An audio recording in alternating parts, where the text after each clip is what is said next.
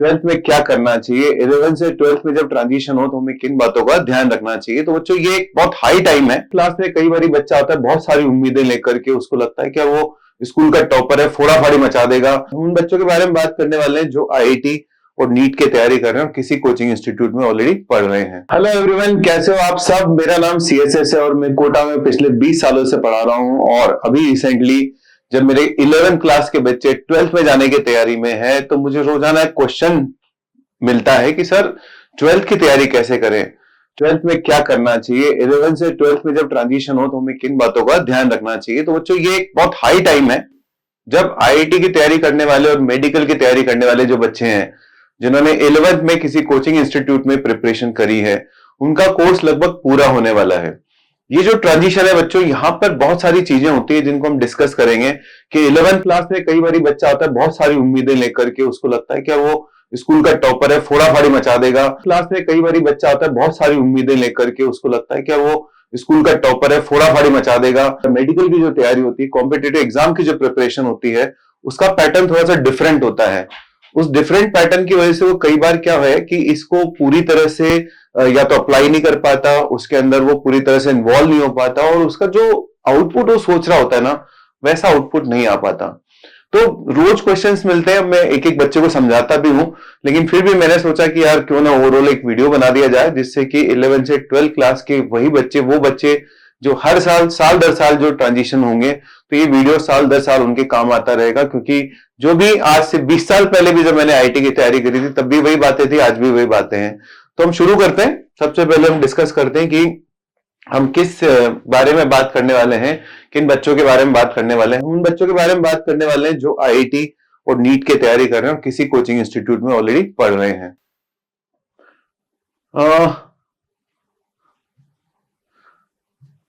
सबसे पहले तो बच्चों हम एक थोड़ी सी डिस्कशन करते हैं पास्ट के बारे में। तो देखो, हमारी जो दर्द होते हैं इस समय पे, जब हम 11 से 12 में जाने की तैयारी में होते हैं, उस समय हमारा जो पहला दर्द होता है वो होता है 11 का सिलेबस। कई बार 11 के सिलेबस में कई सारे बैकलॉग्स होते हैं। हम लोग कई बार कोई टॉपिक या सब टॉपिक हमारा छूटा हुआ होता है, तो उस पेन को हम कैसे यहाँ पर आने वाले समय में उस पेन को कैसे कम कर सकते हैं, कैसे उससे मुक्ति पा सकते हैं, कैसे उस पेन की वजह से हमारे आईआईटी के पेपर में जो पॉसिबल लॉस है उसको कम कर सकते हैं। Will discuss about it. हमारे दिमाग में कई बार नेगेटिविटी छा जाती है। नेगेटिविटी इस बात की छा जाती है कि हम स्कूल के टॉपर होते हैं, 10th क्लास में हमारे 95%, 98% आए होते हैं, और जब हम जेईई की प्रिपरेशन करते हैं तो पीरियोडिक टेस्ट में कई बार हमारी 40% आने में भी दिक्कत हो जाती है। तो मैं आपको बता दूं बच्चों, आईआईटी का जो सिलेक्शन होता है, जो कॉमन रैंक आती है, आप किसी भी साल का डेटा उठा के देख लो, 35 से 40% अगर आपके मार्क्स आते हैं तो आप कॉमन रैंक लिस्ट में आ जाते हो, आपकी ऑल इंडिया रैंक आ जाती है। लास्ट ईयर जिन बच्चों के 50% मार्क्स थे आईआईटी एडवांस में, फिर बोल रहा हूं, जिन बच्चों के 50% मार्क्स थे आईआईटी एडवांस में, उनकी 5000 के आसपास रैंक आई। और 5000 के आसपास रैंक आने का मतलब है उनको देश की किसी भी आईआईटी में कोई ना कोई ब्रांच जरूर मिलेगी। पुराने आईआईटी में हो सकता है पीछे वाले ब्रांचेस मिले, कंप्यूटर साइंस इलेक्ट्रॉनिक्स नहीं मिले, लेकिन नई आईआईटीज में उनको अच्छी ब्रांचेस मिली होंगी। और स्पेशली अगर वो गर्ल कैटेगरी से है तो 5000 रैंक का मतलब है कि उनको आईआईटी बॉम्बे के अंदर बहुत अच्छी ब्रांच मिल सकती है, दिल्ली के अंदर बहुत अच्छी ब्रांच मिल सकती है, कानपुर, खड़गपुर, गुवाहाटी, वो आईआईटी मिल सकते हैं जो आपका ड्रीम हो सकता है। यानी 50% मार्क्स भी आईआईटी के पेपर में लाना बहुत बड़ी बात होती है बच्चों। तो आपके दिमाग में अगर कोई भी तरह की नेगेटिविटी है, कोई भी नेगेटिविटी छाई हुई है आपके, क्योंकि 11 में मार्क्स कम थे, तो उसको अपने दिमाग से यहां निकाल देना है। उसके बाद एक क्वेश्चन आता है, स्टार्ट कहां से करेंगे, हम क्या करें, कैसे अपने बैकलॉग को हटाएं, कैसे अपनी कमजोरियों को रिमूव करें, मैनेज कैसे करना है, क्योंकि आने वाले टाइम में हमारे सामने 11 का सिलेबस भी होगा, 12 का सिलेबस भी होगा, हमको गाइड कौन करेगा। आइए इन सब बातों पे थोड़ा सा डिटेल में चर्चा करते हैं। तो सबसे पहले बात करते हैं, आज हमारे सामने जो पास्ट था, उस पास्ट की कुछ हमारे पीछे एक कह सकते हो कि लिगेसी चली आ रही है। नेगेटिव और पॉजिटिव दोनों टाइप की लिगेसी है। जिन बच्चों का 11 का सिलेबस अच्छा हुआ था वो तो बहुत खुश हैं, लेकिन जिनका कमजोर था उनका वो पास्ट जो है उनको थोड़ा सा हॉन्ट करता है, तो उसको कैसे मैनेज करना है। प्रेजेंट में हमारे सामने क्या क्या चीजें आएंगी। जैसे ही आप 11 से 12 में ट्रांजिशन करोगे, आपके पास 12 का सिलेबस होगा along with the entire 11 syllabus. Periodic test, अब देखो मैं यहां पर आपको बताना चाहता हूं कि मैनेज कैसे करेंगे। मैंने 2 क्वेश्चन वहां पे बोले थे, how to manage and who will guide. Guide करेंगे आपके टीचर्स, ठीक है। मैनेज कैसे करना है वो आपके ऊपर डिपेंड करता है, उसमें कुछ मेरी तरफ से सजेशन है। जैसे जो पीरियडिक टेस्ट होते हैं आपके, उसमें बच्चों इस डीपीपी का बहुत बड़ा रोल होता है। हमारा जो कोचिंग सिस्टम होता है जहां पर हम पढ़ाते हैं, उसमें हम लोग क्या करते हैं, जब 12th क्लास पढ़ाते हैं तो 12th क्लास के अंदर जब हम डेली प्रैक्टिस प्रॉब्लम शीट्स देते हैं, उन शीट्स के अंदर 11 के क्वेश्चन आते हैं। जैसे मान लीजिए आप 12 का एक टॉपिक पढ़ रहे हो, इलेक्ट्रोस्टैटिक्स। उस इलेक्ट्रोस्टैटिक्स को पढ़ते समय आपको जो डेली प्रैक्टिस प्रॉब्लम शीट मिलती है, उसमें एक आध सवाल इलेक्ट्रोस्टैटिक्स का होता है और एक आध सवाल हो सकता है ज्योमेट्रिकल ऑप्टिक्स का हो, जो आपने 12th में पढ़ा है। बाकी 7 से 8 सवाल बच्चों 11 के सिलेबस के होते हैं, वो भी रैंडम। जैसे मान लीजिए अचानक से आरबीडी का एक क्वेश्चन आ गया, साहब की आरबीडी का एक क्वेश्चन आ गया सीटीआरएम का। अब दो बातें हो सकती है, जब हम उसको पेपर की तरह अटेम्प्ट करेंगे, या तो हमको क्वेश्चन आ जाएगा या वो क्वेश्चन नहीं आएगा। यदि वो क्वेश्चन बाई चांस हमको नहीं आता, तो हमारी जिम्मेदारी ये बनती है कि हम उस आरबीडी के उस पर्टिकुलर सब टॉपिक से रिलेटेड थ्योरी को पूरा रिवाइज करें, जितनी सी भी थ्योरी है, 15-20 minute. Then will come back to that question and then will again solve it. 99% chance है कि मेरे क्वेश्चन आ जाएगा, नहीं आता तो क्लास में उसको पूछना है। तो मैं कह सकता हूं daily practice problem sheets, DPPs, एक तरह से आपके पास पूरे साल भर 11 के सिलेबस को रिवाइज करने का एक जबरदस्त टूल है, जिससे आप रोजाना फिजिक्स केमिस्ट्री मैथ्स में 11 का सिलेबस रिवाइज कर सकते हैं। बस आपको करना क्या है, 12th के टाइम जो आपको डीपीपीस मिले बच्चों, उनको टाइमर लगा के करना। उसमें टाइम लिखा होता है, नहीं भी लिखा हो तो आप हर एक क्वेश्चन को 3 से मल्टीप्लाई कर लीजिए, उतने का टाइमर लगाइए और पेपर स्टाइल में उसको करिए। आपका 11th अपने आप रिवाइज होता रहेगा, आपको पता भी नहीं चलेगा। जहां पेन एरिया, अच्छा एक बार बताओ मुझे कि सपोज करो आपके सिर में दर्द होता है, तो आप बाम कहां पे लगाते हो? सिर में लगाते हो, घुटने पे लगाते हो? सिर में दर्द होता है तो सिर में बाम लगाते हैं, घुटने में दर्द होता है तो घुटने में बाम लगाते हैं, जहां चोट लगी होती है वहीं इलाज किया जाता है। तो यदि आपको रोजाना छोटी छोटी चोट मारी जाए, चोट मारने का मतलब है कि आपको मायना दिखाया जाए, लुक एट दिस, ये आरबीडी का सवाल है, आपको आया नहीं आया, इसका मतलब आपको एक छोटी सी चोट पड़ी दिमाग के ऊपर, क्या मुझे आरबीडी का ये टॉपिक रिवाइज करना है। एनएलएम का सवाल आ गया, आया नहीं आया, नहीं आया मतलब अपने आप को सावधान करना है, अब मुझे एनएलएम रिवाइज करना है। फ्रिक्शन का सवाल है, वेव्स का सवाल है, एसएचएम का सवाल है, सेंटर मास का सवाल है। अचानक से उठ के आएगा और आपको एक आईना दिखाएगा। यही बच्चों 12th के साथ 11th का रिवीजन करने का सबसे बेस्ट स्ट्रेटेजी है, क्योंकि जब आप 12th पढ़ रहे होंगे तो 12th का होमवर्क होगा, आपको रोजाना 12th का होमवर्क इतना मिलेगा कि भाई 11th का रिवाइज करने का अलग से कोई टाइम नहीं होगा। पीरियडिक टेस्ट जब हम लेते हैं तो उसमें ऑलरेडी घोषणा करके रखते हैं, अनाउंसमेंट करके रखते हैं कि in so and so periodic test we are going to ask this topic from 11th class. तो एक एक टॉपिक, दो टॉपिक आपके 11th के उसमें आएंगे। जिस वीक में आपका पीरियडिक टेस्ट है उसमें आपको टाइम मिलता है 15 दिन 21 दिन का, तो आपको पता रहता है कि ये फलाना 11 के टॉपिक्स आएंगे। तो धीरे धीरे थोड़ा 15-20 मिनट आप उन 11 के टॉपिक्स को रिवाइज करिए। क्या रिवाइज करना है वो भी बताता हूं आपको ज्यादा माथापच्ची नहीं करनी, आपको जो सर ने पढ़ाए थे वो वाले शॉर्ट एग्जांपल्स रिवाइज करने बस। वो रिवाइज करने के बाद भी अगर आपको टाइम मिलता है तो आप अपनी शीट में जो आपने स्टार क्वेश्चन लगा रखे थे उनको रिवाइज कर सकते हो। उसके अलावा आपको फिलहाल ज्यादा माथापच्ची करने का ना तो टाइम है ना आप कर सकते हो, क्योंकि आप ऑलरेडी 12th क्लास में एंगेज्ड हो। रही बात प्रॉब्लम्स की, तो डेली प्रैक्टिस प्रॉब्लम शीट्स में जो प्रॉब्लम आती है वो एज ए चैलेंजर प्रॉब्लम है आपके लिए, तो उनको आप अटेम्प्ट करिए, नहीं आता है सीखिए, आगे बढ़िए। आगे बढ़ते यहां पर देखो, focus on topics that require more attention based on mock test performance. अब मॉक टेस्ट कौन है, कहां है मॉक टेस्ट? ये जो पीरियडिक टेस्ट है ना बच्चों, ये हमारा मॉक टेस्ट है। उसके अलावा डेली जो हम फिजिक्स केमिस्ट्री मैथ्स का जो हम घर पे डेली प्रैक्टिस प्रॉब्लम शीट का टेस्ट की तरह करेंगे, वही हमारा मॉक टेस्ट है। वहां से हमें समझ में आता है कि यार मेरे को स्ट्रिंग कंस्ट्रेंट का सवाल नहीं आया, नहीं आया, इसका मतलब तुरंत मुझे क्या करना है, थोड़ा सा स्ट्रिंग कंस्ट्रेंट रिवाइज करना है, ज्यादा नहीं जाना। जब आप स्ट्रिंग कंस्ट्रेंट रिवाइज करने के लिए अपने एनएलएम के नोट्स खोलोगे ना बच्चों, तो वहां पर बाकी चीजें आपको अट्रैक्ट करेगी। सूडो फोर्स भी अट्रैक्ट करेगा, स्प्रिंग फोर्स भी अट्रैक्ट करेगा, वेज कंस्ट्रेंट अट्रैक्ट करेगा। हमें उस समय अपने आप को कंट्रोल करना है। मैंने कहा ना, बाम वहीं लगाना जहां दर्द हो। धीरे धीरे आपके शरीर में जितने भी दर्द होंगे, धीरे धीरे करके सारे दर्द खत्म हो जाएंगे, और आपको जब आपका 12th का सिलेबस कंप्लीट होगा, पैरेलल में आपका 11 का सिलेबस इतना स्ट्रांग होगा, इतना बढ़िया से तैयार होगा कि आप अंदाजा नहीं लगा सकते। तो ये चीजें हैं बैलेंस करने के लिए, रिवाइज करने के लिए। बैलेंस कैसे करना है? हमें प्रॉपर टाइम अलोकेट करना है। देखो एक रूल है सिंपल सा, हर सब्जेक्ट को 1/3 टाइम अलोकेट करिए। घर जाने के बाद जब आप 12th क्लास में जाते हैं, एक और बात बच्चों, पिछले 1 सालों में आप अच्छे से जान गए हो कि 11 में आपने क्या गलतियां करी है। कई बच्चे शॉर्ट नोट्स नहीं बनाते। Short notes are very important for you. हर सब्जेक्ट के शॉर्ट नोट्स बनाने चाहिए। दूसरी बात, कई बार बच्चे जो है उसमें नोट्स में अंडरलाइन नहीं करते हैं। कई बार बच्चे जो क्वेश्चन अटेम्प्ट करते हैं शीट में, करते जाते हैं, टफ हो इजी हो, कोई निशान नहीं लगाते। आपको हर टफ क्वेश्चन में जो आपको नहीं आया था, जिसके लिए आपको टीचर की हेल्प लगी थी, वहां पे निशान लगाना चाहिए भाई।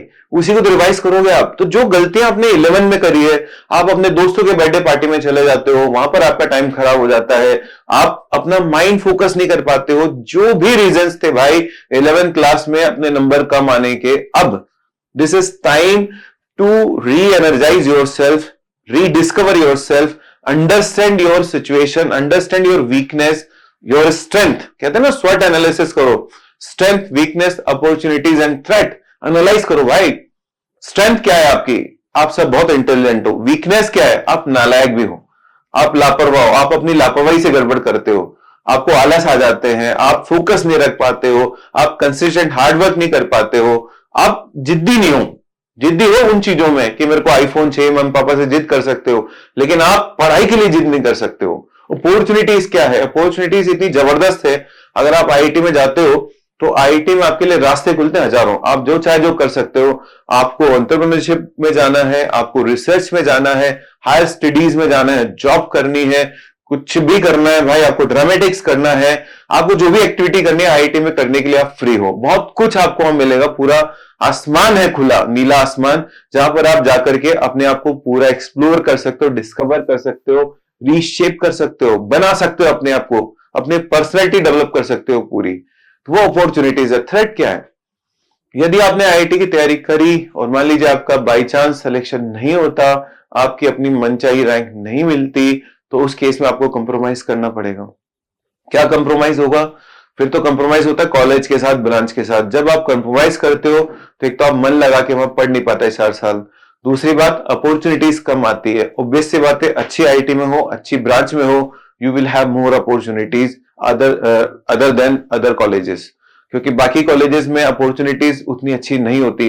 होती है 100 में से 2 लोग वहां भी अच्छा करते हैं, लेकिन आईआईटी में हो सकता है 100 में से 10 लोग अच्छा कर रहे हो, तो प्रोबेबिलिटी बढ़ जाती है, क्योंकि वहां पर एक तरह से कह सकते हो एक्सपोजर ज्यादा है चीजों का। Important topics of 11। तो देखो बच्चों, एक थोड़ा सा मैं आपको आइडिया देता हूं। जैसे एक अपना थोड़ा समय निकालना, सब बच्चे जो 11 से 12 में जाने वाले हैं, बैठना, जब आपको थोड़ा सा दिवाली का ब्रेक मिले या कोई भी दिसंबर में ब्रेक मिले, थोड़ा बैठना, विजुलाइज करना। पहले जैसे मान लीजिए केमिस्ट्री विजुलाइज किया आपने कि सब कौन कौन सा टॉपिक पढ़ा था, इस टॉपिक में पहला टॉपिक क्या था, दूसरा क्या था, तीसरा क्या था। मैप बनाइए माइंड में, उसमें सोचिए कि यार मेरे को इस टॉपिक में क्या दिक्कतें आई थी, क्या नहीं आई थी। पहले सोचिए 1-2 घंटे, उसके बाद उसको पेपर पे उतारिए। फलाने टॉपिक में मुझे ये दिक्कत है, ढिकाने टॉपिक में मुझे ये दिक्कत है। फिर फिजिक्स के बारे में सोचिए, क्योंकि फिजिक्स के टॉपिक्स मुझे याद है इसलिए बता सकता हूँ। जैसे बैठ के मैंने सोचा था, मैंने सबसे पहले क्या पढ़ा था, वेक्टर्स पढ़े थे। हाँ यार, डॉट प्रोडक्ट आता है नहीं आता? आता है। प्रोजेक्शन थोड़ा देखना पड़ेगा। क्रॉस प्रोडक्ट, हाँ यार आता तो है, एक बार ही रिवाइज कर लेंगे। फिर हमने क्या पढ़ा था, रेक्टिलिनियर मोशन। उसमें वेरिएबल एक्सेलेरेशन वाले सवालों में कई बार वो नीचे 2x+3 आ जाता था, उसका इंटीग्रेशन करना पड़ता था, तो ln आ जाता था यार। टाइम के साथ एक्सेलेरेशन वेरिएबल हो जाता, तो क्या करते हैं, पोजीशन के साथ क्या होता है, थोड़ा माइंड में विजुलाइज करिए। एनएलएम, स्ट्रिंग कांस्टेंट में कैसे कैसे सवाल करे थे, वेज में कैसे करे थे। सूडो फोर्स आया था तो सर ने 4-5 एग्जांपल कराए थे, और मैं हमेशा कंफ्यूज रहता था सूडो फोर्स की डायरेक्शन में। ऐसे बच्चों माइंड में मैप बनाओ, जर्नी पूरे साल भर में जो आपने पढ़ा उसकी जर्नी को विजुलाइज करो। केमिस्ट्री में करिए, मैथ्स में करिए, फिजिक्स में करिए, और एक मैप तैयार करिए माइंड में कि यार ये मेरे वीक एरियाज हैं, यहां पे मुझे काम करना है। और उस मैप को अगले दिन या हो सकता है उसी दिन टाइम मिले पेपर पे उतारिए। फिर हम उस पर काम करना चालू करेंगे। ये कब करना है? ट्रांजिशन के समय, जब आप 11 से 12 के ट्रांजिशन में हो, जो समय अब आ गया है थोड़े दिनों में। शॉर्ट नोट्स बनाने, जैसे कई बार बच्चे मुझे मिलते हैं, बोले सर हमने तो शॉर्ट नोट्स बनाए नहीं। तो शॉर्ट नोट्स तो बच्चों बहुत जरूरी होते हैं, क्योंकि हम पूरे आईआईटी की 2 साल की तैयारी में लगभग 50,000 क्वेश्चन करते हैं। 50,000 तो मैं बहुत कम बोल रहा हूं, हो सकता है ज्यादा ही क्वेश्चन करते हैं। अब 50,000 क्वेश्चन हम करते हैं, उसके अलावा इतनी नोट्स, इतनी थ्योरी हम लिखते हैं कि अगर मैं सारे नोट्स और सारी थ्योरी को रिवाइज करने बैठ गया तो मुझे हर बार रिवीजन के लिए 1 साल लगेगा।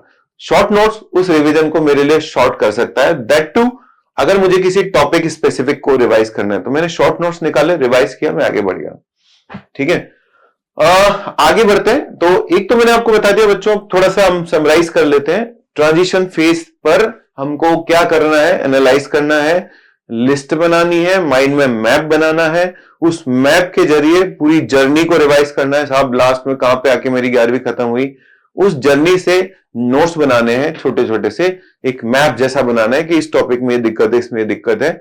उसके अलावा हमारे दिमाग में जो टेंशन है कि यार 11वीं के सिलेबस को कैसे हैंडल करेंगे, बैकलॉग का क्या करेंगे, मेरी फलानी शीट बची हुई है, ढिकानी शीट बची हुई है, उसके लिए बच्चों हमारे पास मार्च का टाइम होगा। उसके अलावा दिवाली की छुट्टियां कई बार जैसे लंबा समय मिल जाता है, कई बार दिसंबर ब्रेक मिल जाता है हमको, तो जो इस तरह से एक एक दो दो दिन की छुट्टियां मिल जाएंगी, उसमें उस बैकलॉग को कवर करेंगे। जिन बच्चों का ज्यादा ही बैकलॉग हो गया उनको मैं एक ट्रिक बताता हूं जिससे वो बैकलॉग कवर कर सकते हैं, जैसे मैंने खुद किया था। मान लीजिए कि आपका रिजिड बॉडी डायनेमिक्स पूरा उड़ा हुआ है, आपने बिल्कुल होमवर्क नहीं किया लेकिन आपने क्लासेस अटेंड करी, आपको थोड़ा बहुत आता है, तो आप क्या कर सकते हैं बच्चों, रिजिड बॉडी डायनेमिक्स के अब आप शीट करने बैठोगे, भाई सॉल्यूशन नहीं है आपके पास तो आप लोग परेशान हो गए। यदि सॉल्यूशन अवेलेबल है, यदि आपके पास सॉल्यूशंस अवेलेबल हैं तो ऑब्वियसली आप सॉल्यूशंस का इस्तेमाल कर सकते हैं, लेकिन बाई चांस यदि आपका सॉल्यूशन अवेलेबल नहीं है तो फिर उस केस में मैं सजेस्ट करूंगा कि आपको कोई अच्छी सी सॉल्व एग्जांपल्स की बुक उठानी चाहिए। उस सॉल्व एग्जांपल्स की बुक में सॉल्यूशंस होते हैं, एक क्वेश्चन ट्राई करिए, सॉल्यूशन देखिए, आ गया बहुत अच्छी बात है, नहीं आते सॉल्यूशन देखिए। रोजाना 5 से 7 सवाल कर लीजिए आरबीडी के, 1 महीने के अंदर अंदर आप 150 क्वेश्चन कर लोगे और आप भले ही शीट नहीं कर चुके हो लेकिन फिर भी आपका कॉन्फिडेंस लेवल बढ़ जाएगा। रेगुलर रिवाइज करिए, किसकी मदद से, डीपीपीस की मदद से। डीपीपीस रोजाना आपको याद दिलाएंगे 11 के सिलेबस के बारे में। ऐसा नहीं कर सकते हम लोग कि सब 12 का सिलेबस बंद कर दें, कोई दिन हमको ऐसा मिल जाए जब 12 का होमवर्क ना मिले, ऐसा होता ही नहीं है, और सब बंद कर कुरा के 11th रिवाइज करें। हमें ऐसे ही टाइम चुराना पड़ेगा। Every moment is important in class 12। Class 12 में बच्चों दिसंबर के आसपास आपके दिमाग में बहुत सारी स्ट्रेस आ जाएगी, आपको बोर्ड एग्जाम की स्ट्रेस आ जाएगी, आपको प्रैक्टिकल्स के लिए जाना पड़ेगा, आपको फिजिकल एजुकेशन, यदि आप कंप्यूटर लेते हैं तो कंप्यूटर, जेई मेन आ जाएगा जनवरी में। इसलिए टेक्निकली देखा जाए ना तो आपको ये सारे कार्यक्रम जो है ना अगले साल नवंबर तक आपको निपटाने हैं। नवंबर तक आपको अपने कोर्सेज कंप्लीट करने हैं 12th के, along with handling 11th syllabus properly. ठीक है, चलिए आगे बढ़ते हैं। यहां कुछ टिप्स है। कभी कभी बच्चों पीयर लर्निंग का बड़ा फायदा होता है, मुझे बड़ा फायदा हुआ था, लेकिन पीयर लर्निंग में इन्हीं बातों का ध्यान रखना पड़ेगा कि आपको यह है कि गप्पे नहीं मारने यार। अगर आप गप्पे मारने के लिए इकट्ठे हो रहे हो तो फिर वो पीयर लर्निंग बेकार है। आपको कॉन्सेप्ट डिस्कस करने हैं, ठीक है, एक दूसरे को पढ़ा सकते हो। जैसे मेरे एक टीचर थे, हमेशा बोला करते थे कि अगर कुछ समझ में नहीं आया ना किसी समझा दो। इसका मतलब क्या है, किसी को समझाने के लिए मुझे खुद पढ़ना पड़ेगा, और पढ़ के जब उसको समझाऊंगा, उसके डाउट्स क्लियर करूंगा तो मेरी अंडरस्टैंडिंग उस टॉपिक में और बढ़ेगी। स्टडिंग शॉर्ट्स का मतलब है 3-3 घंटे के शॉर्ट में बच्चों पढ़ना है। कई बार हमारी आदत होती है आधा घंटे पढ़ते हैं, उठ के पानी पीने भाग जाते हैं, फिर 20 मिनट पढ़ते हैं, गाना सुनने लग जाते हैं। शॉर्ट्स का मतलब है बच्चों हम 3-3 घंटे 2 आईआईटी के पेपर देने वाले हो आप अगले साल। 3-3 घंटे सोचो एक ही दिन में, इसका मतलब आपकी 6 आवर्स की सिटिंग की आदत होनी चाहिए। तो आप जब भी पढ़ने बैठो बच्चों मिनिमम 2.5 से 3 घंटे लगातार पढ़ो, 2.5 से 3 घंटे, उसके बाद एक ब्रेक लो, फिर 2.5 से 3 घंटे पढ़ो, फिर ब्रेक लो।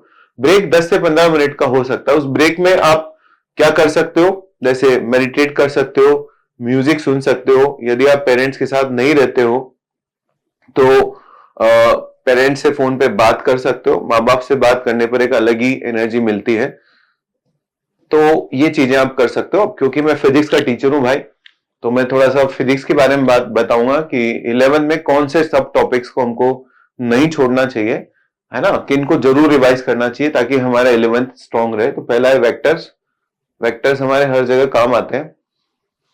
हाँ, दूसरा है मोशन विद वेरिएबल एक्सेलेरेशन। वैसे पूरा रेक्टिलिनियर मोशन इंपॉर्टेंट है, कांस्टेंट एक्सेलेरेशन वाले मोशन के सवाल भी बहुत आते हैं, लेकिन वो क्या हम पहले से काफी समय से पढ़े होते हैं ना, v बराबर u plus at, v square बराबर यू स्क्वायर प्लस 2s, तो उसके थोड़े हमें कॉन्फिडेंस रहता है, लेकिन फिर भी रिवाइज करना बनता है।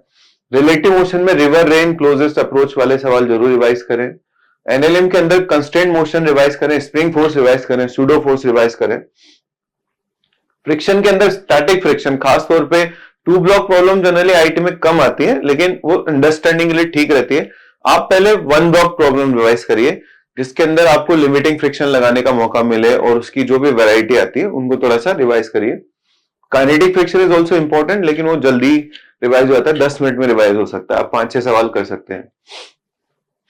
सर्कुलर मोशन में जो टेंजेंशियल और सेंट्रीपेटल एक्सेलेरेशन होते हैं, उनके फर्क, उनको कैसे डिराइव किया जाता है, उनसे क्या किस तरह के क्वेश्चंस बन सकते हैं। हॉरिजॉन्टल सर्कुलर मोशन में नेट एक्सेलेरेशन किधर आता है, कई बार होता है ना, एक प्लेटफॉर्म पे एक ब्लॉक है, वो प्लेटफॉर्म एक्सेलेटेड है, अल्फा है उसके अंदर, तो उस ब्लॉक का जो नेट एक्सेलेरेशन, उसकी डायरेक्शन लगातार बदलती है, उसके हिसाब से भाई साहब फ्रिक्शन की डायरेक्शन बदलती है।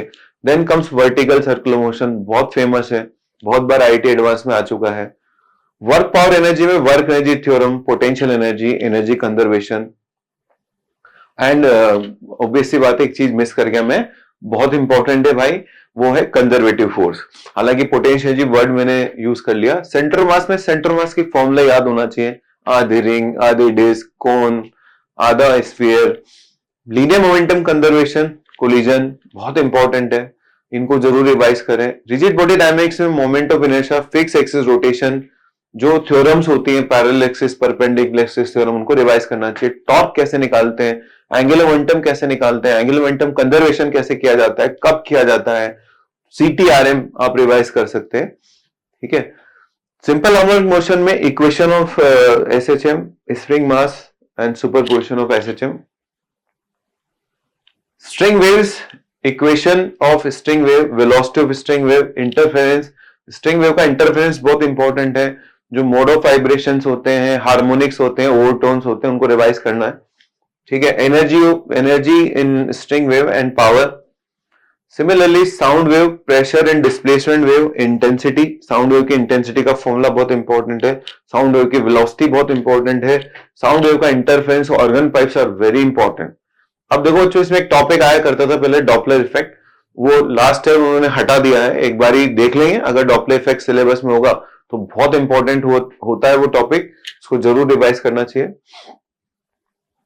हीट एंड थर्मोडायनेमिक्स में देखो, specific heat capacity, first law of thermodynamics, second law of thermodynamics मैंने अलग से भी लिखा है, अभी बताऊंगा। Efficiency of A cycle, calorimetry and thermal expansion. Calorimetry में भी खास तौर पे वो जो जिसमें आइस वाटर मिक्सचर होता है, जिसके अंदर आइस के साथ स्टीम मिक्स की जाती है, फाइनल कंपोजिशन वो निकाला जाता है, वो बहुत इंपॉर्टेंट है।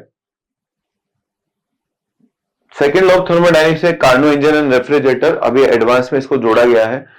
फ्लूइड के अंदर, फ्लूइड मैकेनिक्स के अंदर, एक तो देखो फ्लूइड के अंदर होता है स्टैटिक वाला पार्ट, जिसमें पास्कल्स लॉ आता है, हमें प्रेशर कैलकुलेशन करना होता है, दीवार पे फोर्स निकालना है, किसी कंटेनर के बेस पे फोर्स निकालना है, कंटेनर जब एक्सीलेटेड हो तो उसका जो सरफेस का एंगल होता है वो निकालना होता है, उसको रिवाइज करना है। डायनेमिक्स के अंदर equation of continuity and Bernoulli theorem को रिवाइज करना है। प्रॉपर्टीज ऑफ मैटर में सरफेस टेंशन इज इंपॉर्टेंट, हालांकि 2 लेक्चर 3 लेक्चर का टॉपिक होता है, लेकिन फिर भी रिवाइज करना इंपॉर्टेंट है, क्वेश्चन आ जाता है। और उसके बाद इलास्टिसिटी एंड विस्कोसिटी, वो भी इंपॉर्टेंट है। इसमें मैं 2 छोटे टॉपिक्स का नाम अभी डाला नहीं है, हालांकि unit and dimension is also very important, खास तौर पे उसमें 3-4 अगर अलग अलग फिजिकल क्वांटिटीज दे रखी है, और उसके बाद किसी एक की हमें फिजिकल क्वांटिटी का उनके साथ रिलेशन निकालना है, तो वो वाले जो क्वेश्चंस होते हैं बड़े इंपॉर्टेंट होते हैं। जैसे मैंने कहा, find out mass in terms of acceleration due to gravity and फलाना length and H, Planck constant, 2-3 चीजें दे देंगे, और फिर उसमें आपको ऐसे करना पड़ता है ना, इसकी पावर अल्फा, उसकी पावर बीटा, इसकी पावर गामा, फिर एलएचएस आरएचएस से आप इक्वेशंस बना करके अल्फा बीटा गामा की वैल्यू निकालते हो, तो इंपॉर्टेंट क्वेश्चन है वो, ठीक है। तो आई थिंक 11 के जितने टॉपिक्स थे मेरे सामने मैंने आपको बता दिए। अब ये पावर पॉइंट भी खत्म हो गया भाई। अब मैं जनरल बात करता हूं आपसे। ओ एक सेकंड रुको यार। हाँ, तो देखो बच्चों, जनरल बात तो यही है कि 11th में चाहे किसी बच्चे ने कुछ भी किया हो, मैं कोटा के अंदर पिछले 20 साल से पढ़ा रहा हूं। मैंने एक ऐसा बच्चा देखा था, एक ऐसा स्टूडेंट देखा था, 2005-6 की बात है। उस बच्चे के 11th क्लास के अंदर ऐसे 9% मार्क्स आते थे, 9%। 9% मार्क्स आ रहे हैं फिजिक्स में, 9 आ रहे हैं केमिस्ट्री में, 9-10 आ रहे हैं मैथ्स में, और बिल्कुल एकदम उसका गिव अप टाइप का था कि यार वो कुछ कर नहीं सकता। उसको लगता था मैं आईआईटी में कैसे सिलेक्शन होगा मेरा, 9% मार्क्स है मेरे। तो उस बच्चे को हमने मोटिवेट किया और उसको कहा कि 12th एक अलग चीज है, it is a different ball game. क्योंकि क्या होता है, 12th का जो सिलेबस होता है ना, थोड़ा सा देखो, इसके अंदर आता है इलेक्ट्रोडायनेमिक्स, मॉडर्न फिजिक्स, ठीक है, ज्योमेट्रिकल ऑप्टिक्स, थोड़ा सा ग्रास्पिंग अच्छी होती है इसके अंदर। दूसरा क्या है, एक हम थोड़ा सा मेच्योर हो जाते हैं, तो हमको समझ में आता है यार क्या पढ़ना है, कैसे पढ़ना है। उसकी वजह से क्या होता है कि हम अपने आप को थोड़ा सा मेंटेन कर पाते हैं और गलतियां कम करते हैं। और उसके बाद थोड़ा सा भी 11th का अगर हमको सपोर्ट मिल जाता है तो हम अच्छा कर पाते हैं। तो उस बच्चे के बारे में बता रहा हूं, उस बच्चे के 9 या 10% मार्क्स आते थे, कैटेगरी का बच्चा था वो। आईआईटी एडवांस का पेपर हो, उसको 22-23% मार्क्स आए, 22-23% मार्क्स उसके आए और वो आईआईटी में सेलेक्ट हुआ। एक जनरल कैटेगरी का बच्चा था, उसके 18-19% मार्क्स आते थे। वो बच्चे ने आईआईटी की तैयारी करी 12th में हमारे कहने पे, मोटिवेशन के बाद। वो जाने वाला था, तैयारी छोड़ के घबरा रहा था कि यार जब मेरे अभी 19-20% मार्क्स आ रहे हैं तो मैं आगे क्या कर सकता हूं। हमने उसको मोटिवेट किया। मोटिवेट करने के बाद बच्चों, आप यकीन नहीं करेंगे, उसके 52% के आसपास मार्क्स आए। उस बच्चे की उस समय 900 करीब रैंक आई थी और आईआईटी में सिलेक्ट हुआ था। एक स्टूडेंट था जो जिसके जेई मेन जब जनवरी अटेम्प्ट स्टार्ट हुआ, तो उस समय क्या है कि एक बच्चे के जेई मेन के जनवरी अटेम्प्ट में ना 120 या 121 मार्क्स आए थे। उस समय कट ऑफ से 2-3 नंबर ऊपर थे और वो मेरे बैच का बच्चा था। तो वो दरअसल में सेकंड टॉप बैच था, वो फर्स्ट टॉप भी पढ़ाता था, सेकंड टॉप भी पढ़ाता था, सेकंड नंबर का बैच था। तो वो बच्चा घबरा गया। उसकी मदर प्रोफेसर थी, पर वो बच्चा जो है घबरा गया, टेंशन में आ गया। कॉलेज में प्रोफेसर, वो भी एक नामी इंजीनियरिंग कॉलेज में प्रोफेसर थी। तो घबरा गया, मेरे पास आया। मैंने उसको समझाया कि जेई मेन और जेई एडवांस दोनों अलग अलग बॉल गेम है। जेई मेन का जो पैटर्न होता है थोड़ा सा मेमोरी ओरिएंटेड होता है। आपको क्या होता है कि स्पीड का ध्यान रखना पड़ता है, फॉर्मूला बेस्ड क्वेश्चन आते हैं। जबकि जो जेई एडवांस होता है, उस जेई एडवांस के अंदर आपको अपना माइंड अप्लाई करना होता है। बच्चे ने मेरी बात मानी और आप यकीन नहीं करेंगे कि जिस बच्चे के 120-122 मार्क्स आ रहे हैं, जो जेई मेन में जस्ट कट ऑफ क्लियर करके गया है, उस बच्चे की आईआईटी एडवांस में 1000 से 1200 के बीच में रैंक आई थी। एग्जैक्ट तो मुझे याद नहीं है, पर जहां तक मुझे याद है 1000 के अंदर अंदर ही थी वो, 1000 से के आसपास रैंक थी वो। मैं अपना खुद का एग्जाम्पल ले लेता हूँ। I belong to a very small village और वहां पर हिंदी मीडियम के स्कूल में मैं पढ़ा। और हिंदी मीडियम में जब मैं पढ़ा तो वहां पे क्या गवर्नमेंट स्कूल था, तो 11th में ज्यादा हमें अच्छे से पढ़ाया नहीं जाता था ना। 11th में मैंने आईआईटी की तैयारी करी, ना 12th में मैंने आईआईटी की तैयारी करी। मेरा बेस बहुत कमजोर था, खास तौर पे 11th का तो बहुत ही कमजोर था। मेरा 11th वाला पार्ट बहुत वीक था। मेरा 12th बड़ा स्ट्रांग था। और कोचिंग में जब मैं पढ़ने आया तो यहाँ पर कोटा की कह सकते हो कि पेडागोगी है, या यहाँ का सिस्टम है, इस सिस्टम की ब्यूटी है कि अगर कोई सिस्टम को फॉलो कर लेता है ईमानदारी से तो उसको दिक्कत नहीं आती। मैंने इसको फॉलो किया, मैंने अपना 12th वाला पोर्शन ज्यादा स्ट्रांग किया और उस 12th वाले पोर्शन की बदौलत और थोड़ा सपोर्ट मुझे 11th के फॉर्मुलेस का मिल गया, उसकी बदौलत मेरी आईआईटी के अंदर रैंक आई 392। तो मेरा बस आपसे यही कहना है कि ये आपकी लाइफ का एक बहुत इंपॉर्टेंट फेज है बच्चों। थोड़ा समय अपने आप को दीजिए, थोड़ा एनालाइज करिए, क्या गलतियां करी, क्या नहीं करी, कैसे उनको सुधारा जा सकता है। आगे हम कैसे आईआईटी के तैयारी के समय उनको जो हमने पास्ट में गलतियां करी है उनको आगे हम कैसे कम करके अपने स्कोर्स को बढ़ा सकते हैं। 11th में अगर कोई कमजोरी रह गई तो उसको कैसे हैंडल करना मैंने आपको इस वीडियो में बताया। ज्यादा टेंशन लेने से, ज्यादा उछल कूद मचाने से कुछ नहीं होगा। देखो, बैठ करके कूल माइंड से आपको काम करना पड़ेगा। तो बस देर किस बात की है, ईमानदारी से आप आगे बढ़िए, लग जाइए। यदि आप इस अगले 1 साल में अच्छे से मेहनत कर लेते हो तो यकीन मानिए आप आराम से आईआईटी क्रैक कर सकते हैं, नीट क्रैक कर सकते हैं। बस आपको अपने पे भरोसा करना है। कोई भी चीज आपको लगे तो आप मुझे कमेंट करके पूछ सकते हो, मेल कर सकते हो, मुझे बता सकते हो अपने मन की बात। आई विल ट्राई कि मैं आपको उसका सोल्यूशन जरूर दूं। वैसे मुझे पूरी उम्मीद है कि इस वीडियो से आपको कुछ न कुछ इंसाइट जरूर मिला होगा और डेफिनेटली आपकी कोई ना कोई मदद होगी। मेरा ये भी रिक्वेस्ट है कि जो बच्चे जिनको आप जानते हो, जो अभी आईआईटी की तैयारी कर रहे हैं और 11th से 12th में जाने वाले हैं, आप उन बच्चों तक भी कोशिश करिएगा इस मैसेज को पहुंचाएं, ताकि उनके मन में कुछ जो क्वेश्चंस है, हो सकता है उन डाउट्स को मैं यहाँ क्लियर कर पाऊं। दूसरा ये है कि आप जिन टीचर से पढ़ रहे हैं, आपको उनसे भी बात करनी चाहिए, उनसे पूछना चाहिए। तो आप करो वही जो आपके मन में आ रहा है, लेकिन सलाह आप सबकी लेकर के रखिए। मैंने अपने अनुभव के बेसिस पर आपको जो भी कुछ बताया, आई होप आपके काम आएगा। Best of luck. Thank you very much.